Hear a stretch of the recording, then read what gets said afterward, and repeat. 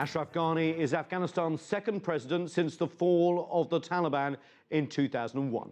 He faces Islamic terrorist threats, a severe budget shortfall, and rampant public corruption.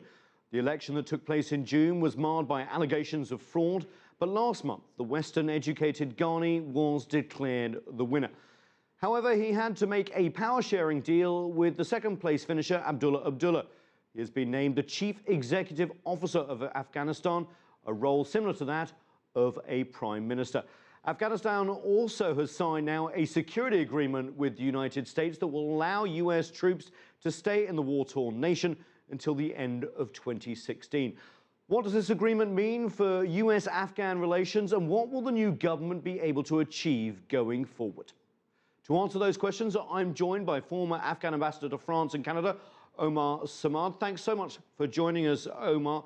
First of all, who are these two men? What are their personalities like? Well, I would describe Ashraf Ghani as a gentleman, scholar / technocrat.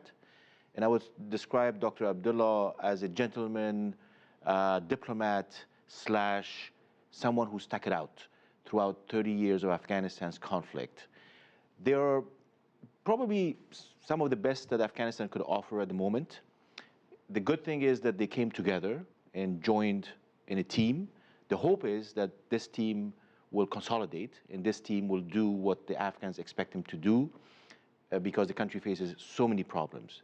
They both are educated, they are moderate in their viewpoints, their ideology, if you would. They have experience both in government and outside government, and they're seasoned politicians. So why so much rivalry if they're both moderates, they both have similar backgrounds? Yes, rivalries because they have different support systems. They come from different bases. They have obviously both to some extent enjoyed working in government. I think Ashraf Ghani has spent a lot of time on the outside, but over the last 13 years, he has tried to reconnect with the Afghan people. And Abdullah has had the experience throughout the last 35 years or so of Afghanistan's tumultuous history. You worked for Abdullah Abdullah when he was foreign minister. Can you see both these gentlemen getting on, actually working towards what needs to be done in Afghanistan, or do you see them trying to carve out competing territories? I think the two individuals can and probably will give it their best to work together. What may become a problem over time is if they surround themselves with the wrong individuals, if they have a team that their teams do not see eye to eye, or they start competing or undermining each other. I think that they have to be very careful in selecting their immediate colleagues. And then, of course, in the next few weeks, they have to select the new Afghan government, the new cabinet, and the high positions that have to be filled. And this will be the first test. The first test is, will they be able to create a team that can work? It doesn't mean that everybody has to think alike. It means that they have to be able to work together for a program and a strategy that is sort of shared by the two individuals. There has been rampant corruption during the Karzai administration. Do you see that changing under these two men? There are already signs that Mr. Ghani and Dr. Abdullah are both have the will to tackle corruption. Dr. Ghani, President Ghani now has asked that the country's justice system pursue the Kabul bank, the $1 billion sort of fraudulent bank fraud that took place a few years ago, that the case be reopened, which is a very controversial issue. And the test now is to see how far this investigation is going to go and how deep it is going to be, and whether it's going to tackle the problem across the board, or is it going to be politicized? If it is politicized, then there will be questions asked. But if he's able to deal with it efficiently and justly, then I think people will realize that there is political will to combat corruption in Afghanistan.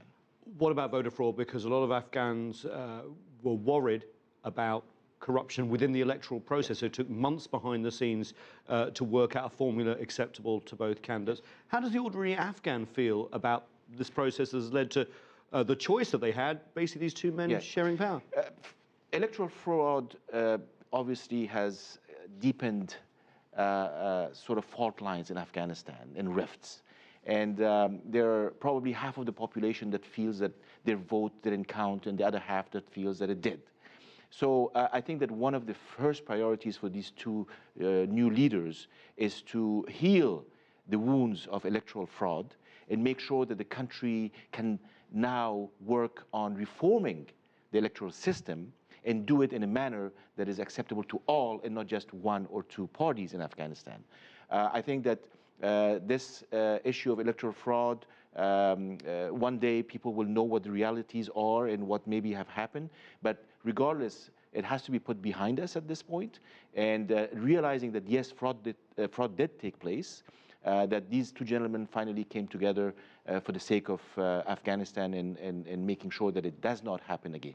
This deal between the two men was brokered largely by the United States with the backing of the United Nations. Then, as soon as it was solved, the US got this security agreement that has been long after, which will keep US troops in Afghanistan till probably around 2016, around 10,000, drawing them down.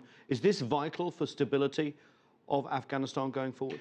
Afghans overwhelmingly think it is vital. Why? Because they don't think that the job of bringing the Taliban to the negotiating table has worked yet, and that the job is not done yet.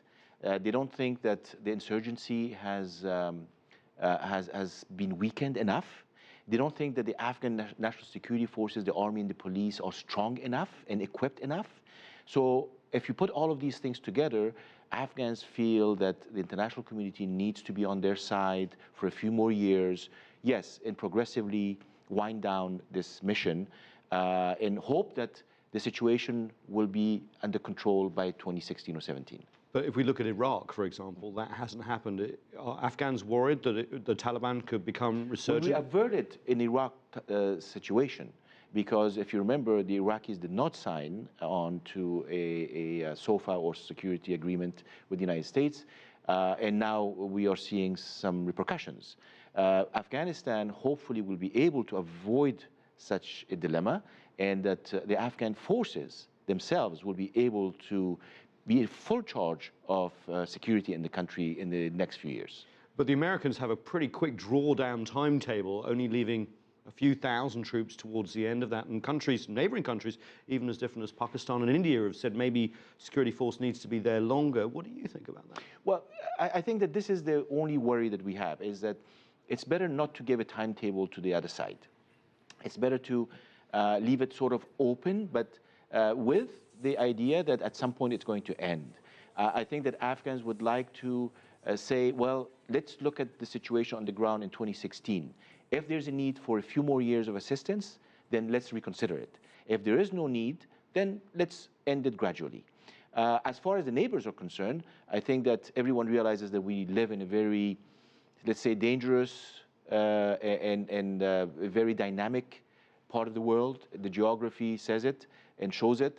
I think that there are some countries that feel somewhat uneasy about the situation and others who are more comfortable with it. But one thing, the Afghans have been very clear: whatever happens in Afghanistan should not be seen as a threat to anybody else. It is all for the purpose of stabilizing Afghanistan and making sure that Afghanistan eventually has the kind of peace that it deserves. Thank you very much. That's former Afghan ambassador to France and Canada, Omar Samad, joining us. Time now for a quick break. When we come back, we will talk to a US foreign policy expert about the new security agreement with Afghanistan and what it means for both nations.